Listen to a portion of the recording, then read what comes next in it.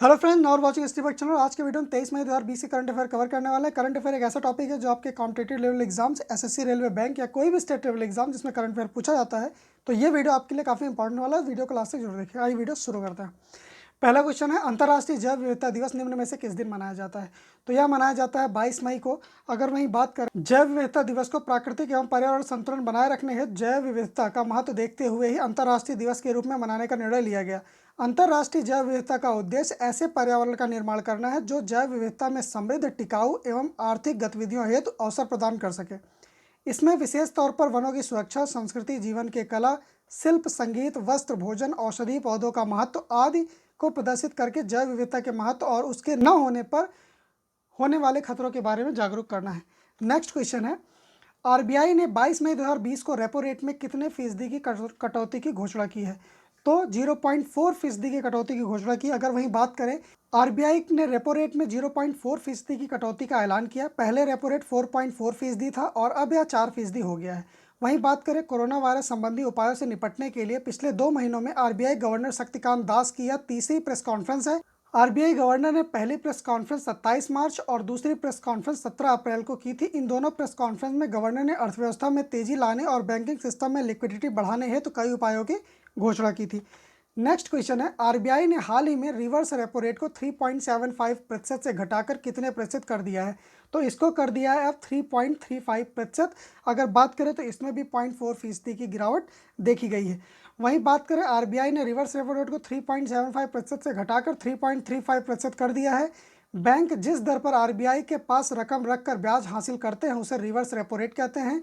Reverse repo rate में कमी का मतलब कि बैंकों को अपना अतिरिक्त पैसा रिजर्व बैंक के पास जमा कराने पर कम ब्याज मिलेगा। बाजारों में नकदी की तरलता को नियंत्रित करने के लिए रिवर्स रेपो रेट काम आती है। नकदी बाजार में जब भी बहुत ज़्यादा दिखाई देती है तो आरबीआई रिवर्स रेपो रेट बढ़ा देता है, जिससे कि बैंक ज़्यादा ब्याज कमाने हैं तो अपनी रकम उसके पास जमा कर दें। नेक्स्ट क्वेश्चन है, हाल ही में किस आईआईटी के अनुसंधानकर्ताओं ने अल्जाइमर की वजह से थोड़े समय के लिए जाने वाली याददाश्त को रोकने और कम करने हेतु नए तरीके विकसित करने का दावा किया है? तो इसका दावा किया है आईआईटी गुवाहाटी ने।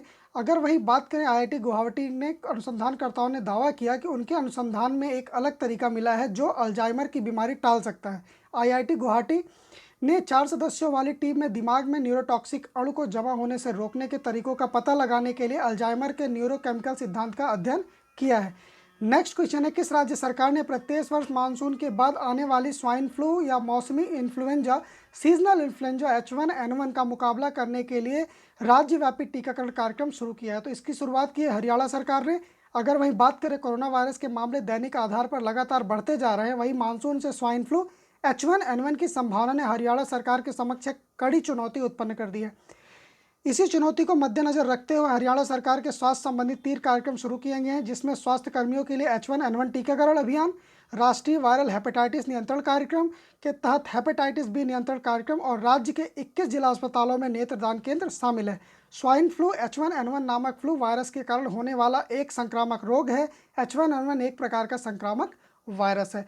नेक्स्ट क्वेश्चन है, पश्चिम बंगाल सरकार के राज्य में अम्फान तूफान साइक्लोन अम्फान के बाद पुनर्निर्माण कार्य के लिए कितने हजार करोड़ रुपए कोष गठित किया गया है? तो 1000 करोड़ रुपए का कोष गठित किया गया है। वहीं बात करें, पश्चिम बंगाल सरकार ने राज्य में अम्फान तूफान के बाद पुनर्निर्माण कार्य के लिए 1000 करोड़ रुपए का कोष गठित किया। कोलकाता में मुख्यमंत्री ममता बनर्जी ने बताया कि तूफान से जुड़ी घटनाओं में अब तक 72 लोगों की मृत्यु हो गई है। इससे पहले ममता बनर्जी ने कहा, तूफान से होने वाले नुकसान का आकलन करने के लिए एक उच्च स्तरीय बैठक की अध्यक्षता की जाए।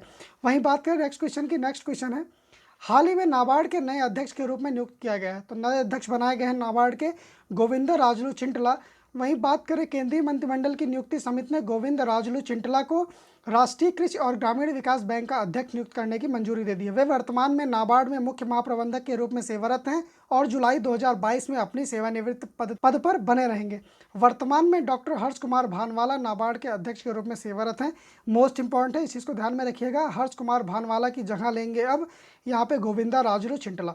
नेक्स्ट क्वेश्चन है, अमेरिकी सीनेट ने किस देश की कंपनियों को स्टॉक एक्सचेंज से हटाने का विधेयक पारित कर दिया है? तो चीन देश को हटाने का विधेयक पारित किया गया है।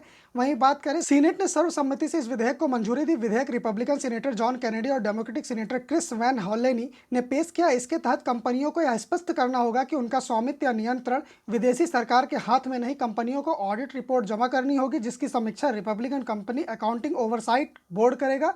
इस कदम के बाद अलीबाबा ग्रुप होल्डिंग्स लिमिटेड और बाइडू इंक जैसी चीनी कंपनियों को अमेरिकी स्टॉक एक्सचेंज में सूचीबद्ध होने से वंचित किया जा सकता है। नेक्स्ट क्वेश्चन है, अंतर्राष्ट्रीय चाय दिवस निम्न में से किस दिन मनाया जाता है? तो यह मनाया जाता है 21 मई को।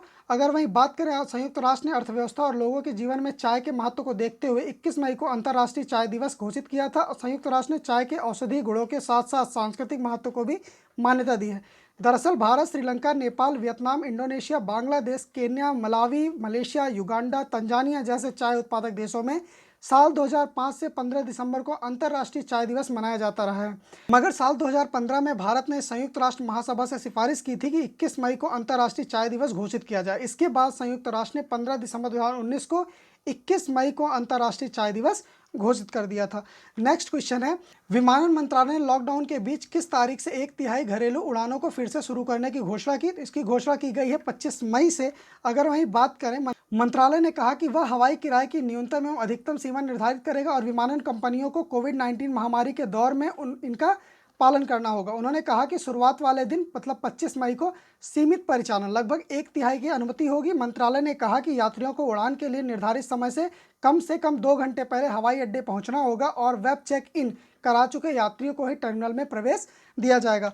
तो फ्रेंड्स, ये थे आज के टॉप 10 करंट अफेयर के क्वेश्चंस। आपको हमारा वीडियो कैसा लगा कमेंट में जो बताएं। तो मिलते हैं अगले वीडियो में, तब तक के लिए आप चैनल को लाइक करिए, शेयर करिए, सब्सक्राइब करिए। धन्यवाद।